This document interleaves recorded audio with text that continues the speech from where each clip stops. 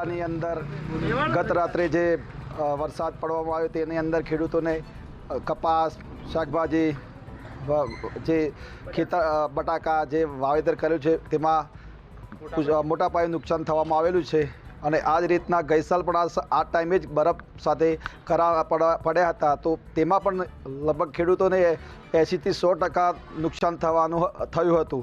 કમોસમી વાપડા વરસાદના કારણે વડાલી તાલુકામાં સાબરકાંઠા જિલ્લાની અંદર આવેલું વડગામડા વડાલી થેરાસના કુબાદરોલ ગામ જે ખરા એ બધાની અંદર કમોસમી વરસાદના કારણે બટાકા, તંબાકુ, કપાસની અંદર પાકમાં ભારે નુકસાન જેવી આફત છે.